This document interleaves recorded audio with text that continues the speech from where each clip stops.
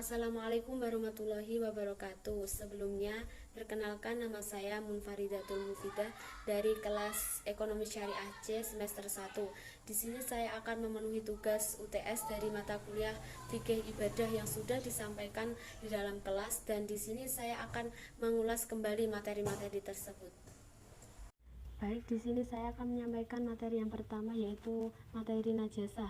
Najasah adalah suatu perkara yang dianggap kotor oleh syara yang dapat mencegah keabsahan sholat. Sedangkan najis adalah kotoran yang menempel pada tubuh, tempat maupun pakaian kita dan menyebabkan batalnya ibadah yang kita lakukan. Selanjutnya, macam-macam najis dibagi menjadi 3. Yang pertama, najis mughaladah atau najis besar, najis yang berasal dari anjing, babi, dan segala keturunannya.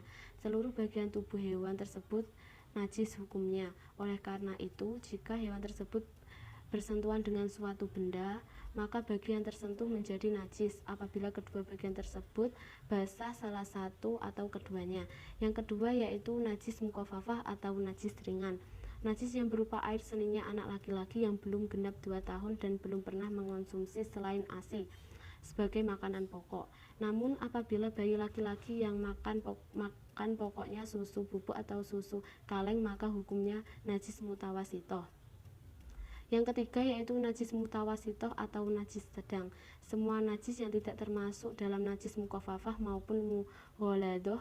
Najis mutawasitoh dibagi menjadi 2, yaitu najis hukuniyah dan najis ainiyah.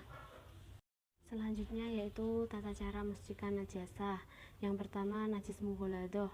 Basuhlah daerah yang terkena najis mughaladah dengan air sebanyak 7 kali, yang salah satunya dicampur dengan debu.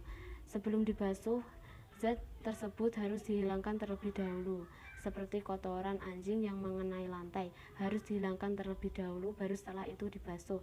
Yang kedua yaitu najis mukhafafah.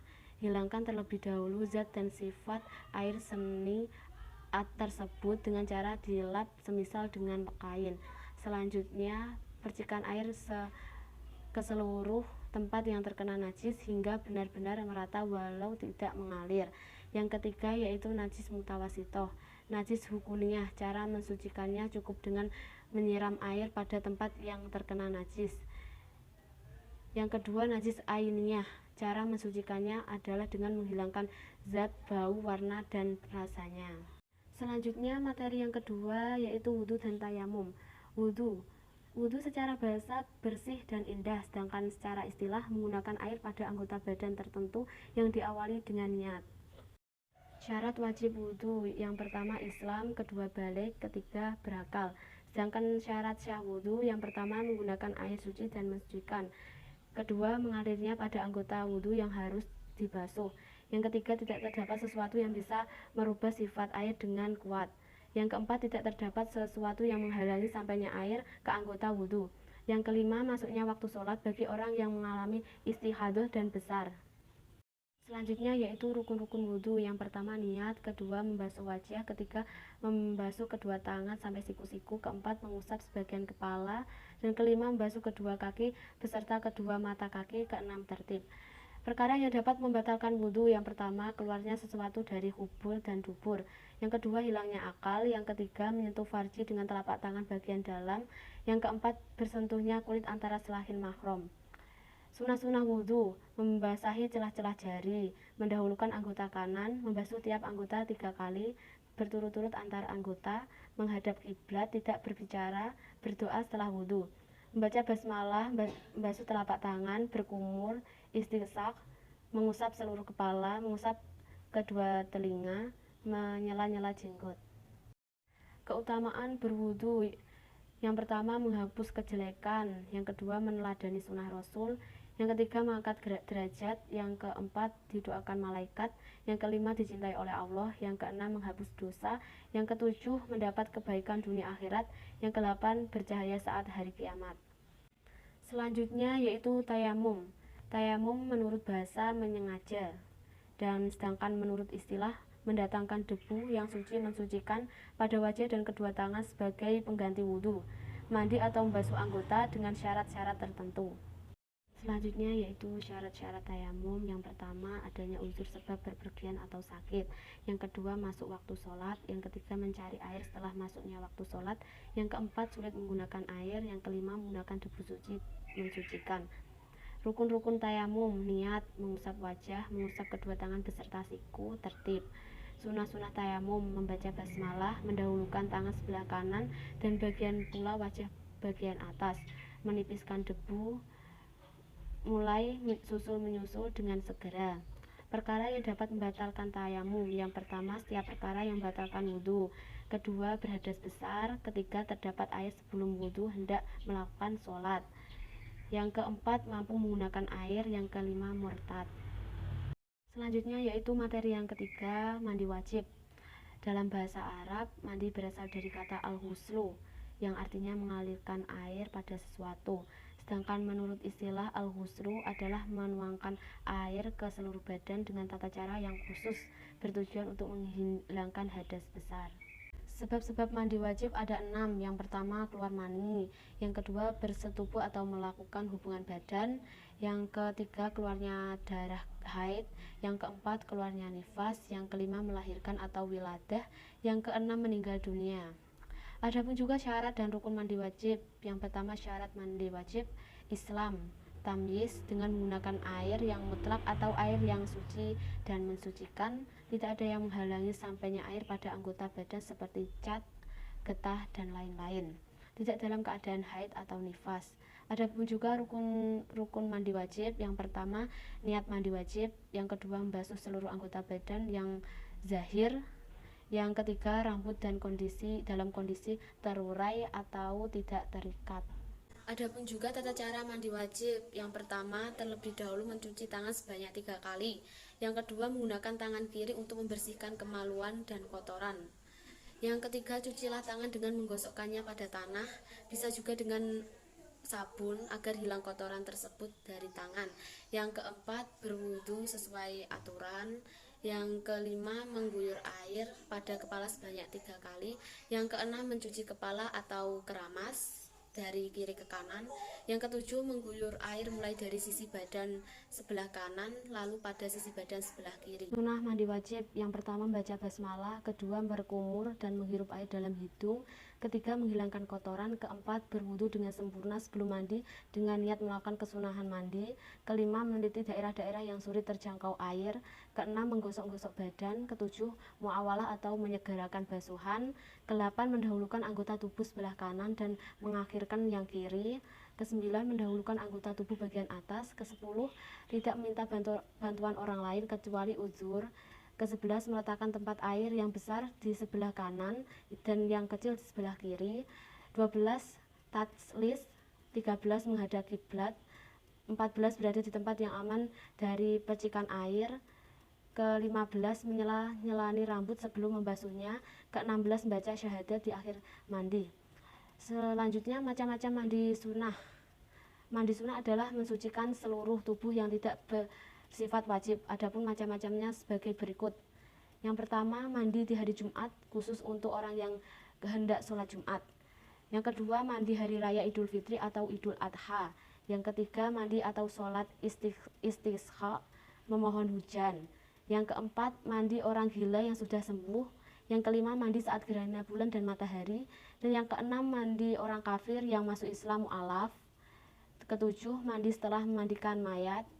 Dan yang ke-8 mandi orang ayan yang sudah sembuh dan lain sebagainya. Selanjutnya materi yang keempat adalah sholat wajib dan sholat sunnah. Pengertian dan dasar hukum sholat fardu atau wajib.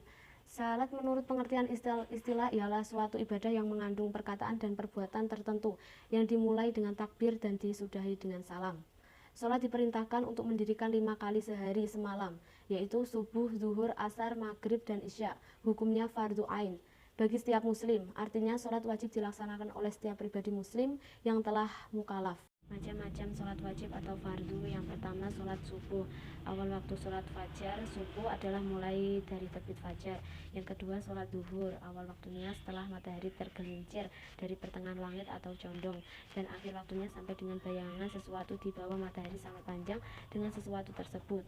Yang ketiga adalah sholat asar. Waktu pelaksanaannya dilakukan setelah matahari tergelincir pukul 15.15 sore atau sebatas pandangan mata. Yang keempat, sholat maghrib. Awal waktu sholat maghrib adalah saat matahari tenggelam dengan sempurna. Yang kelima adalah sholat isya. Waktunya dimulai sejak hilangnya mega merah di langit atau setelah habisnya waktu sholat maghrib hingga terbitnya fajar. Selanjutnya, syarat wajib sholat. Beragama Islam, baligh, suci dari haid dan nifas bagi perempuan, berakal sehat, melihat atau mendengar, telah sampai dakwah perintah Rasulullah Shallallahu Alaihi Wasallam kepadanya. Selanjutnya, syarat sah sholat. Islam muayyiz, suci dari hadis kecil dan besar, suci badan, pakaian, dan tempat dari najis, menutup aurat, mengetahui sudah masuk waktu sholat, menghadap ke kiblat Ka'bah, mengetahui sholat itu fardu, dan dapat membedakan antara rukun dan sunnah. Rukun salat fardu, niat berdiri bagi yang mampu untuk sholat fardu, takbiratul ikhram, membaca surat al-fatihah, ruku dengan tumaninah, itidal dengan tumaninah, sujud 2 kali dengan tumaninah, duduk di antara 2 sujud dengan tumaninah, duduk tasyahud akhir dengan tumaninah, baca sahud akhir, membaca sholat nabi pada tasyahud akhir, salam dan tertib. Hal-hal yang batalkan sholat wajib. Yang pertama, mengubah niat keluar dari sholat sebelum waktunya. Kedua, makan atau minum. Makan dan minum di dalam sholat maka salatnya batal. Ketiga, bergerak berturut-turut 3 kali. Keempat, terbuka auratnya. Kelima, membelakangi kiblat. Keenam, mendahului imam dalam sholat jamaah. Ketujuh, terkena najis yang tidak dimaafkan. Kedelapan, merubah niat. Kesembilan, mengucapkan salam secara sengaja. Dan yang ke-10, tertawa terbahak-bahak. Pengertian sholat sunnah. Menurut bahasa, sholat berarti doa, sedangkan menurut syarak berarti menghadapkan jiwa dan raga kepada Allah. Salat juga berarti suatu sistem ibadah yang tersusun dari beberapa perkataan dan laku perbuatan, dimulai dengan takbir dan diakhiri dengan salam, berdasarkan atas syarat-syarat dan rukun-rukun tertentu.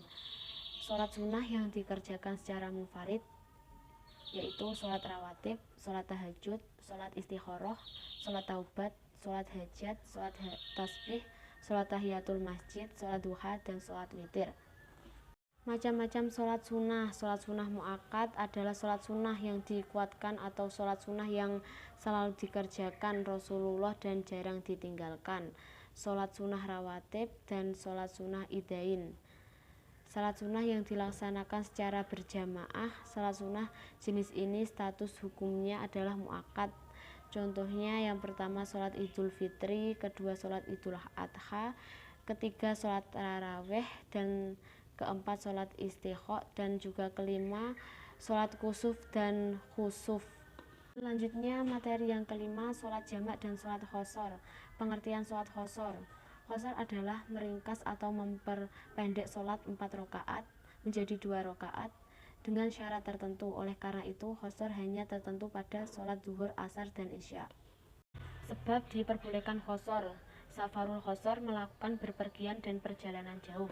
Syarat-syarat qashar: berperginya tidak ada tujuan maksiat, jarak yang akan ditempuh sudah mencapai masafatul qashar. Sholat yang diqashar adalah sholat ada. Niat mengqashar sholat bersamaan dengan takbiratul ikhram. Tidak makmum pada orang yang sholatnya imam.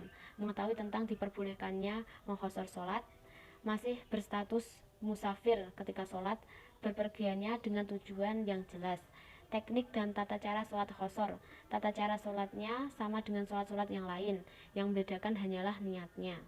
Pengertian sholat jamak. Jamak adalah pengumpulan 2 sholat dalam satu waktu, baik dilakukan pada waktu sholat pertama, jamak takdim, maupun dilakukan pada waktu sholat yang kedua, jamak takhir, dengan syarat-syarat tertentu.